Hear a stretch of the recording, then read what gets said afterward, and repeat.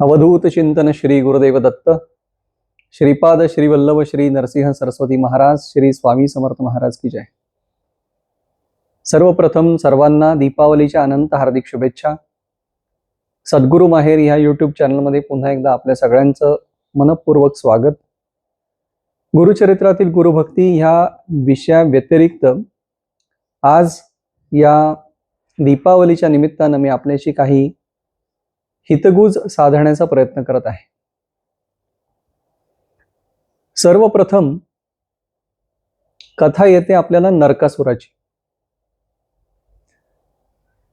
नरकासूर हा कुठे ह्या प्रश्नापासून सुरू झालेल्या विचार मंथनाचा हा एक परिपाक आहे असं समजायला हरकत नाही. काही दिवसांपूर्वी विजयादशमी म्हणजे दसरा हा सण आपण साजरा केला. श्री रामचंद्र प्रभूंनी रावणावरती विजय मिळवला आणि सीतामाईची सुटका केली. त्या प्रसंगाची आठवण म्हणून आजही आपण एक भला मोठा रावण कुठेतरी मोठ्याशा अंगणामध्ये तयार करून रामप्रभूंच्या स्वरूपातील कोणीतरी व्यक्ती बाण मारून, नाभीमध्ये बाण मारून त्या रावणाची हत्या करतो असा प्रसंग आपण साजरा करतो. अनेक फटाक्यांनी भरलेला तो रावण ज्या वेळेला जळतो त्यावेळेला सगळेच जण टाळ्या वाजवून आनंद साजरा करतात. त्या प्रसंगातनं आपण किती शिकतो हा सगळ्यात महत्त्वाचा मुद्दा आहे. रावण तर गेला, 15 दिवसांनी दिवाळी आली. आता नरकासुराचा वध हा प्रसंग कीर्तनकार पहाटेच्या वेळी रेडिओवरनं अतिशय जोमाजोमाने रंगून रंगून हा प्रसंग सांगतात. लहानपणापासून रेडिओवरती ते कीर्तन ऐकण्यासाठी सगळ्यांची एकच लगबग असायची. त्यावेळेला तशी समज नव्हती किंवा तसा विचार झाला नाही, विचार मंथन झालं नाही. पण ह्या दोन आसुरी प्रवृत्तींचा, विजयादशमीला रावणाचा आणि नरक चतुर्दशीला नरकासुराचा वध करण्याचं आणि तो आजही तो प्रसंग त्यांच्या जाचातून जगमुक्त झाल्याचं साजरं करण्याचं नक्की काय कारण असेल याच्याबद्दल ह्या सगळ्या धामधुमीमध्ये विचार करायचं आपल्याकडनं राहून जातं. दत्त महाराजांच्या कृपेने हा विचार आपल्या समोर मांडण्याचा मी प्रयत्न करतोय.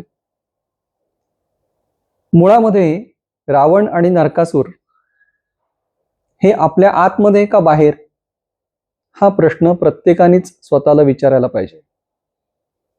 आजही स्त्रियांवरती अत्याचार होतात.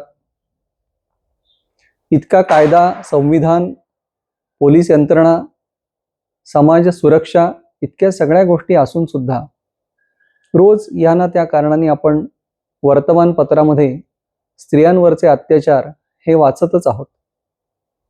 याला अपवाद पूर्वीच्या काळी होता का? तर नव्हता. रावणाने सुद्धा सीतामाईंचं हरण केलं. नरकासुराने 16 सहस्त्र नारींना म्हणजे ह्या स्त्रियांना बंदी बनवलं. हा एक भौम देशाचा राजा होता. त्याचं नाव भौमासूर असं सुद्धा म्हटलं जातं. त्याचा वध श्रीकृष्णाने केला आणि त्या 16 सहस्त्र नारींना त्यांनी मुक्त केलं आणि आपापल्या देशी पाठवून दिलं. ह्या सर्व त्या देशाच्या राजकन्या होत्या ज्यांना नरकासुराने युद्धामध्ये जिंकलेलं होतं आणि काही कालावधीने तो त्यांच्याशी लग्न लावू इच्छित होता. तत्पूर्वी श्रीकृष्णाने सत्यभामा आईसोबत, मातेसोबत जाऊन ह्या 16 सहस्त्र नारींचा वध केला. म्हणजे श्रीकृष्ण आणि सत्यभामा या नवरा बायकोंनी मिळून हा वध केला. मुद्दा असा आहे की ह्या प्रसंगाकडे आपण किती गांभीर्यानं पाहतो आणि या नरकासुराचा आपण शोध घेतो का? प्रत्येकाच्या आयुष्यामध्ये कुठे ना कुठेतरी एक क्रेविंग, एक हाव, काहीतरी गोष्ट आपल्याला हवी असण्याची प्रबळ इच्छा, ही सातत्याने तुमच्या लहानपणापासून तुम्ही शेवटच्या श्वासापर्यंत चालू आहे असं तुमच्या लक्षात येईल. लहानपणी आपल्याला जेव्हा आपली काळजी संगोपन आई वडील करत असतात, आपण अगदीच तान्हे असतो, त्यावेळेला आपल्याला ह्या गोष्टी लक्षात येत नाहीत. पण कालौघामध्ये जसजसं बाळ वाढायला लागतं, जसजसं त्याला भाषेचं ज्ञान व्हायला लागतं, संवेदनांचं ज्ञान व्हायला लागतं, समोरच्या व्यक्तीचे हावभाव, त्यांनी आपल्याविषयी व्यक्त केलेली मतं भाषेच्या आधी सुद्धा त्याच्या हावभावातनं त्या मुलाला समजायला लागतात. तसं त्याच्या लक्षात येतं की अरे, कुठेतरी कोणीतरी आपल्याला खूप गोरापान म्हणतंय, कुठेतरी कोणीतरी आपल्याला काळसर म्हणतंय, सावळा म्हणतंय, बुटकाच म्हणतंय, नाक नकटच आहे म्हणतंय. असं काही ना काहीतरी त्याच्या शरीराबद्दल कोणी ना कोणीतरी येऊन बोलतच असतं. अय्या, बाळ अगदी बाबांवर गेले हो, नाक कसं अगदी नकट घेतलंय, किंवा अगदीच आईसारखे मिचमिचे डोळे घेतलेत. असं काहीही त्या मुलाच्या कानावरती सातत्याने पडत असतं.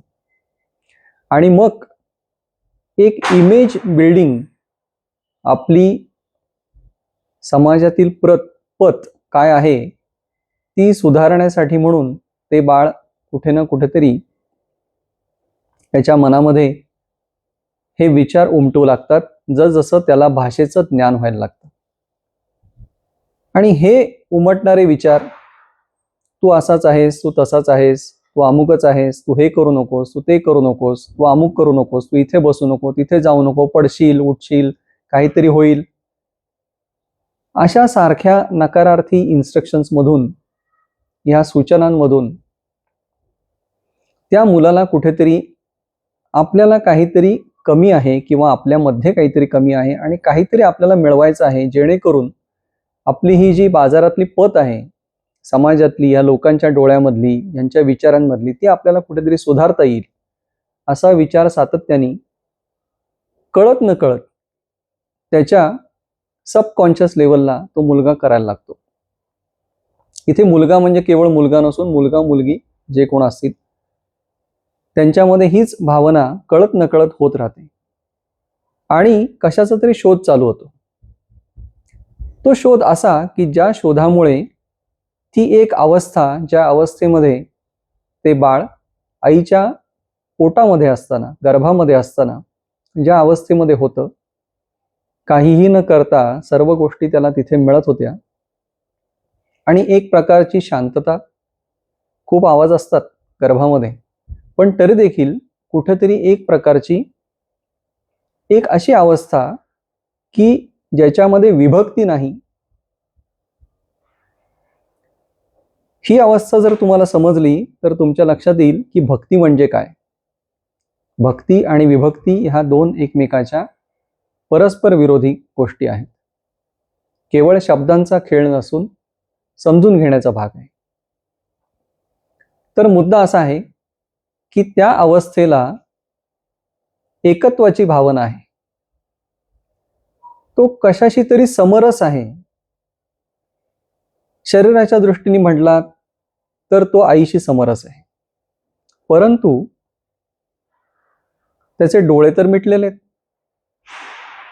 त्याला त्या आईच्या गर्भाशयातल्या पिशवीमध्ये जेवढं काही त्याचं वावर आहे त्यामध्ये त्याचं शरीर तर हळूहळू आकार घेतंय, परंतु एक प्रकारची अशी अवस्था त्याच्यामध्ये आहे ज्याच्यात एकी किंवा युनिसन अवस्था, अशा अवस्थेमध्ये ते बाळ आहे. मग हे एकत्व कोणाशी? त्या परमेश्वराशी. त्या परमेश्वराशी असलेलं एकत्व जसं बाळ जन्माला येतं तसं ते नाहीसं पावतं. म्हणजे प्रत्यक्षात नाहीसं पावत नाही, ती जी सर्व बाजूंनी परमेश्वर आत बाहेर असण्याची जी अवस्था आहे, त्या अवस्थेमधून कुठेतरी हा जीव जन्माला आल्यानंतर सोहम ज्या अवस्थेमध्ये तो असतो तिथून तो कोहम अवस्थेमध्ये येतो.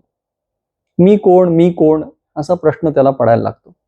आता तुम्हाला गंमत वाटेल की रावणापासून सुरुवात झालं, नरकासुराकडे गेलं, मग हे सोहम कोहम कुठून आले मध्येच. ह्या सगळ्याला एक साखळी आहे एकमेकाला जोडणारी. ती जर तुम्हाला समजून घेता आली तर ही दीपावली खरोखर तुमच्यासाठी एक अद्वितीय अशी दीपावली ठरू शकेल आणि इथून पुढचं आयुष्य तुमचं निश्चितपणे बदललेलं असेल. तर मुद्दा असा होतो की बाहेर आल्यानंतर कोहम कोहम करून ते बाळ रडायला लागतं आणि मग त्याला आई स्तनपान करविते. त्यावेळेला त्याला पुन्हा एकदा आईच्या पोटाच्या आत नाही पण आईच्या हृदयाच्या जवळ, आईच्या कुशीमध्ये कुठेतरी विसावल्यामुळे आपण पुन्हा एकदा त्या अवस्थेच्या जवळ चाललो आहे असं वाटून ते बाळ शांत होतं.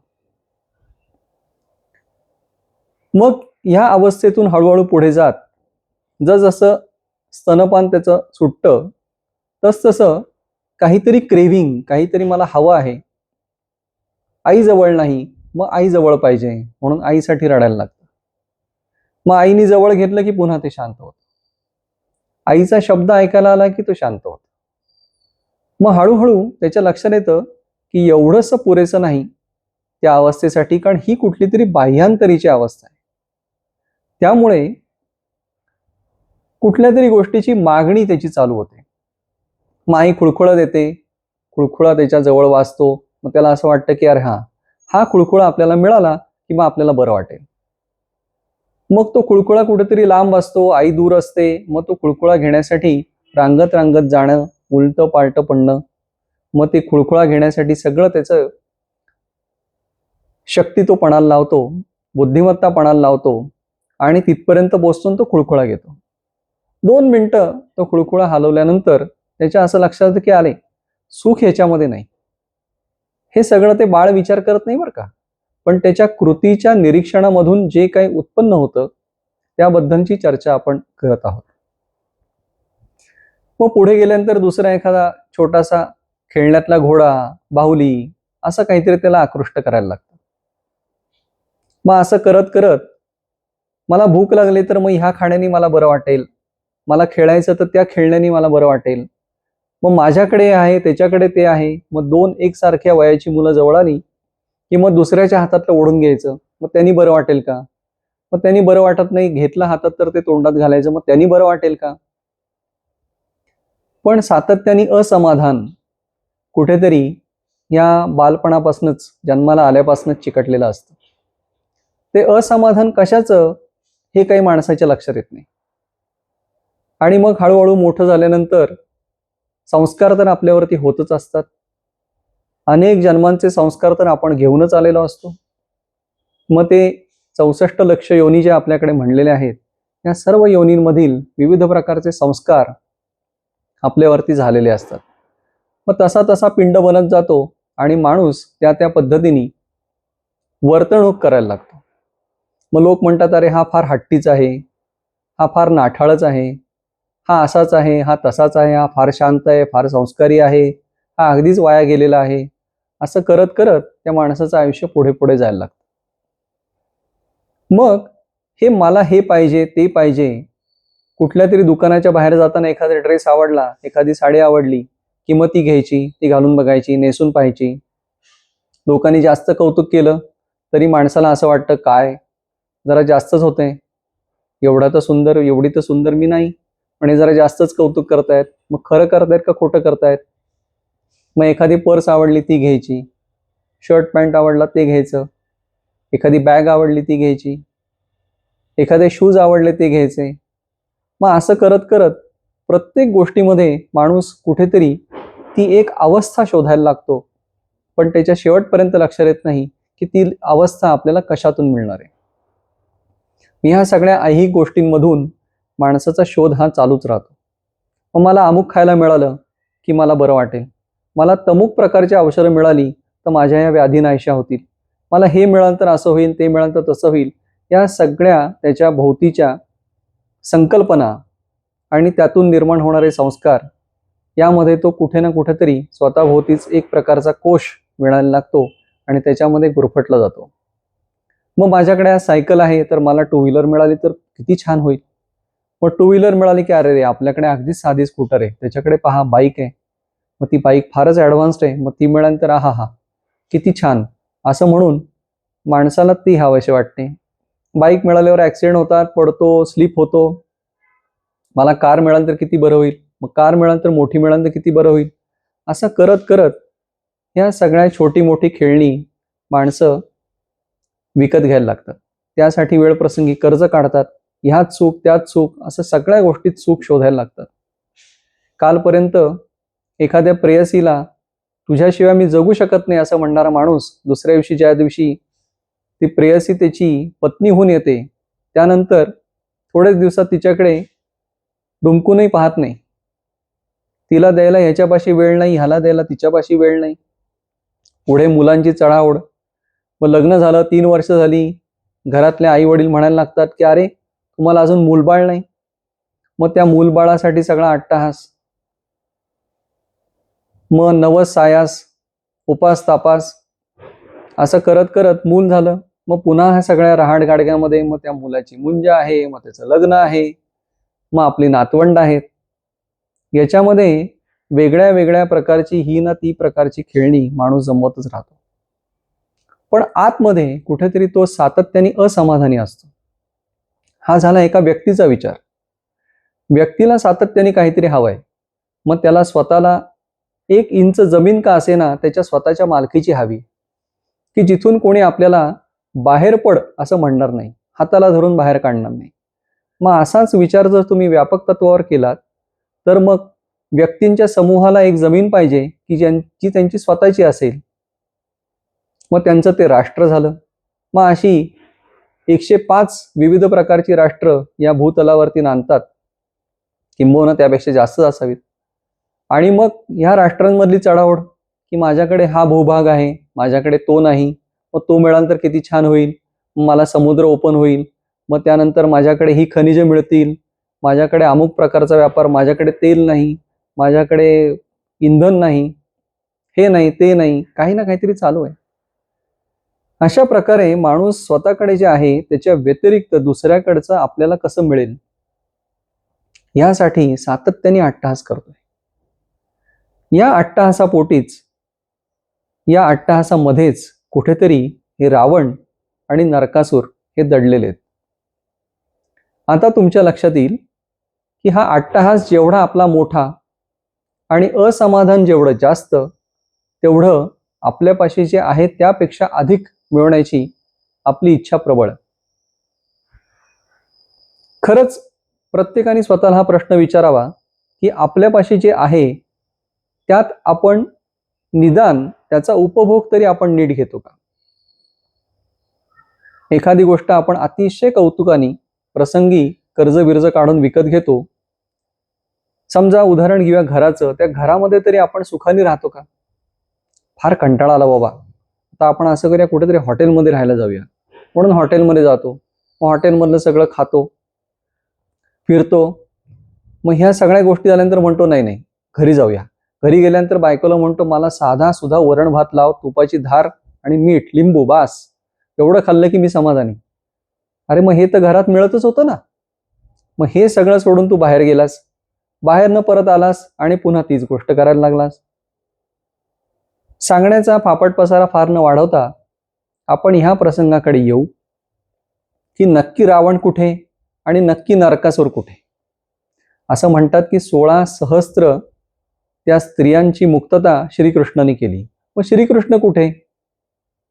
तुम्ही जर 10च्या 10 अवतार पाहिलेत, गुरुचरित्रामध्ये वर्णन आहे 10 अवतारांचं, त्याहीपेक्षा अपर अवतार म्हणजे उप अवतार हे 35 एक झाले असं म्हणतात. या सर्व अवतारामध्ये परमेश्वराने स्वतःची इमेज कधीही रिपीट केली नाही. म्हणजे राम पुन्हा कधी जन्माला आला नाही, कृष्ण म्हणून आला. वराह अवतार झाला, कुर्मा अवतार झाला, हे कुठलेही अवतार तुम्ही पाहिलेत तर त्याच्यामध्ये कोणतेही सारधम्य नाही. हा अवतार पुन्हा पुन्हा आला, वामन अवतार पुन्हा झाला असं कधी घडलं नाही. नरसिंह अवतार पुन्हा झाला असं कधी घडलं नाही. प्रसंगानुरूप ते अवतार परमेश्वराने घेतले. त्याचप्रमाणे माणसं असं म्हणतात की आपल्या हाताच्या अंगठ्याचं जी इमेज आहे, त्याचा जो शिक्का आहे, तसा दुसऱ्या कोणाचाही नाही. अरे पण फक्त अंगठ्याचा काय, आपल्या संपूर्ण शरीर, आपला आवाज, आपली पाठमोरी आकृती, आपले डोळे, आपले केसांची ठेवण, आपले विचार, असे सुद्धा कोणाचे नाहीत. प्रत्येक जण या विश्वामध्ये एकमेव आहे. तरी देखील प्रत्येकामध्ये एक भावना मात्र अतिशय सारखी आहे, आणि ती म्हणजे मी समाधानी नाही, मला काहीतरी हवं आहे. सातत्याने माणसाचा अट्टहास हा काहीतरी मिळवण्यासाठी चालूच आहे. नाहीतर हे जग तुम्हाला सातत्याने चालताना दिसलंच नसतं. जगामध्ये कुठेही शांतता दिसत नाही, कारण ती गोष्ट बाहेर आहे का आत आहे हा प्रश्न कोणी कोणाला विचारतच नाही. किंबहुना स्वतःला हा प्रश्न विचारत नाही. मग हे नरकासुर आणि रावण कुठे? 16 सहस्त्र नाड्या आपल्या शरीरामध्ये ज्या आहेत, त्यात काही जण म्हणतात शिवपुराणाप्रमाणे त्या 72,000 आहेत. अजून कुठल्या सांख्यकारांच्या मते त्या 3.5 लाख नाड्या आपल्या शरीरामध्ये आहेत. नाड्या म्हणजे काय? स्पंदनं. मग आता ही स्पंदनं, या सगळ्या शरीरामध्ये तयार होणाऱ्या गोष्टी या कुठल्या? त्या कोणाच्या अधीन आहेत? तर त्या आपल्या मनाच्या अधीन आहेत. मन आणि बुद्धी या दोन गोष्टींच्या अधीन आहेत. आणि त्याच्याही वरती वरचढ होणारी गोष्ट म्हणजे आपल्या भावना. मग ह्या सगळ्यांच्या अधीन असल्यामुळे त्या ह्यांच्यासाठी सातत्याने कार्यरत आहेत. असा कधी तुम्ही विचार केलाय का की हा तुमचा हात चालतो कशासाठी? तुमच्यासाठी. तुम्हाला काहीतरी लिहायचं आहे, तुम्हाला काहीतरी स्वयंपाकात बनवायचं आहे, म्हणून तुमचे दोन्ही हात चाललेत. तुम्हाला गाडी चालवायची आहे, तुम्हाला कार चालवायची आहे, तुमचे हात चालतायत. माझी जीभ चालते. कशासाठी चालते? माझे विचार तुमच्यापर्यंत पोचवायचे आहेत, म्हणून जीभ, दंत, तालव्य या सगळ्या गोष्टी सातत्याने बडबड बडबड करतायत.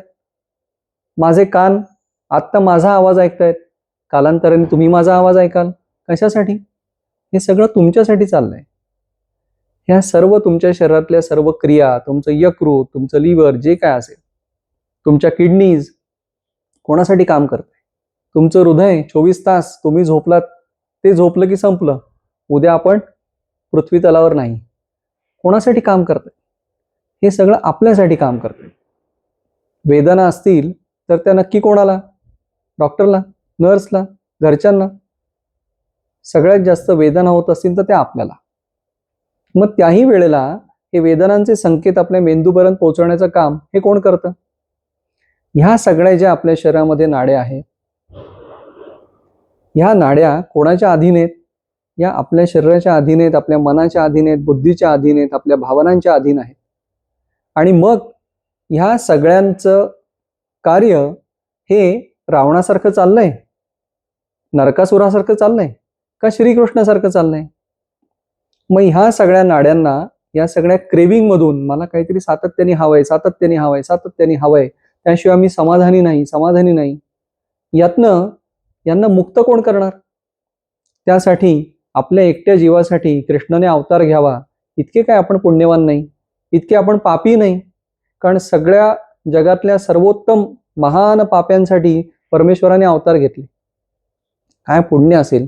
रावणासारख्या स्वतःच्या बायकोचा म्हणजे रामाच्या पत्नीचा त्यांनी वियोग घडवला, पत्नीला त्यांनी हरण करून घेऊन गेला. त्याला मारण्यासाठी रामप्रभूंना केवढी मोठी यंत्रणा, जन्मल्यापासनं त्या रावणाचा मृत्यू होईपर्यंत 14 वर्ष वनवास, पत्नीचा वियोग, एवढं सगळं करत करत अनेक राक्षस मारत मारत मारत मारत शेवटी मग त्या रावणाचा जाऊन वध करायचा. पण रावणाचा वध कोणाच्या हातून? रामाच्या हातून. नरकासुराचा वध कोणाच्या हातून? श्रीकृष्णाच्या हातून. त्या कंसाचा वध कोणाच्या हातून? श्रीकृष्णाच्या हातून. बळीराजाला पाताळात घातला कोणी? वामन अवतार. कोणाचा अवतार? विष्णूचा अवतार. म्हणजे किती या लोकांचं असं काय पुण्य होतं की ज्याच्यासाठी परमेश्वराला अवतार घ्यावा लागला. असो, मूळ मुद्दा असा आहे की हा रावण बाहेर फटाक्यांचा रावण जाळला आणि तो धाडकन खाली पडला किंवा जळून गेला म्हणून आपण आनंद करतो, टाळ्या पिटतो. पण आपल्या आतला रावण तो कधी मरणार? प्रत्येकाच्या आतमध्ये रामही आहे, रावणही आहे. तुम्ही बघा, रस्त्यावरनं जाताना तुम्ही गाडी चालवताय आणि अचानक कोणीतरी समोर येतं किंवा समोरचा गाडीवाला खूपच हळू चालवतोय आणि तुम्हाला घाई झाली.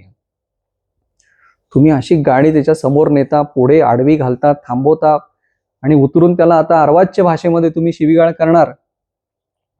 इतकं तुमचं डोकं भडकलेलं असतं. कुठेतरी रावणच जागृत झालेला आहे आणि अचानक तुम्ही त्याचे दार तिथे जाता टकटक करता, तो माणूस काच खाली घेतो आणि तुमचा राग असा अनावर झालाय की त्याला आता किती शिव्या हासोडून किती नाही.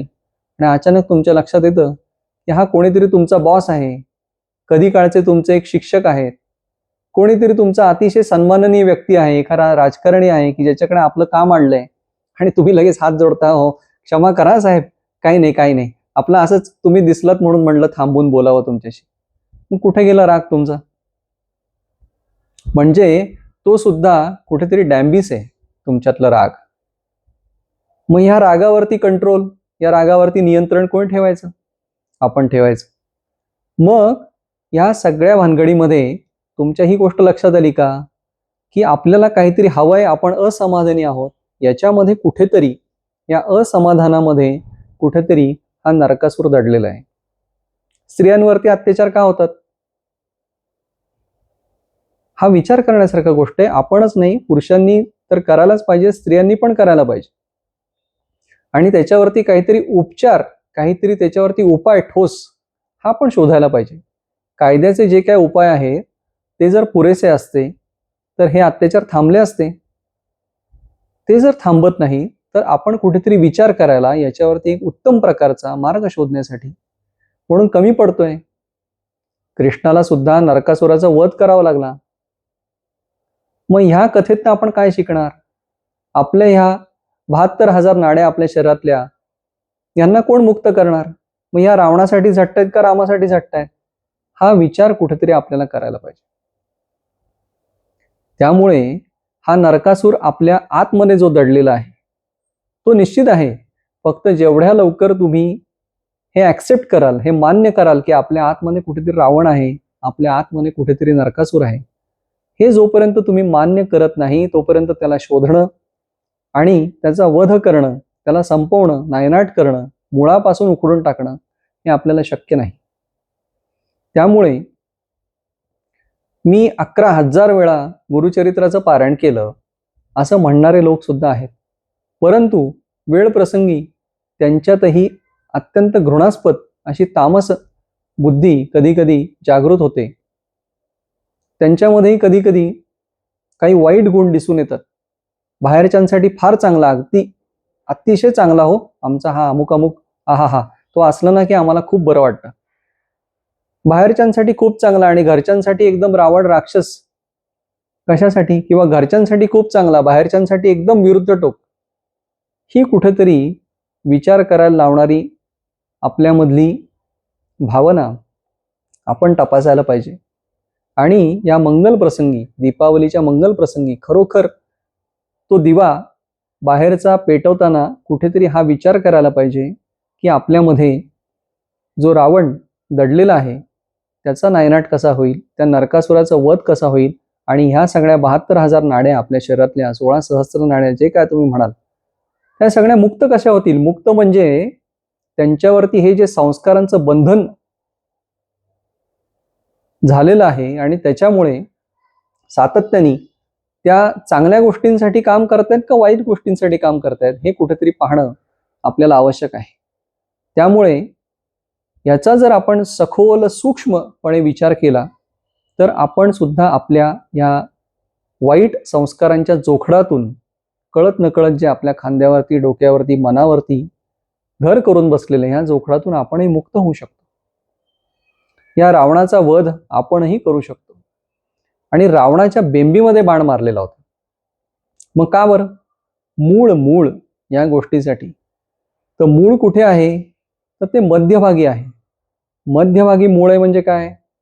तर मुद्दा असा आहे की आपल्या संपूर्ण विचारांमध्ये तो विचारांचा मध्य जोपर्यंत आपण गाठत नाही आणि तिथे अतिशय सूक्ष्मपणे आणि प्रभावीपणे विचारांच्या हत्यारांनी त्याची हत्या करत नाही, त्याचा वध करत नाही, हे आपल्या आतमध्ये चाललेला जो संघर्ष आहे तो कुठेतरी आपण थांबवत नाही, तोपर्यंत आपल्याला कृष्णाचा साक्षात्कार होणार नाही, तोपर्यंत रामाचा साक्षात्कार होणार नाही, दत्त महाराज आपल्याला दिसणार नाहीत. तुम्ही बाहेर किती शोधलं तरी देखील दत्त महाराज त्यांना जेव्हा तुम्हाला दर्शन द्यायचं त्याच वेळेला देणार.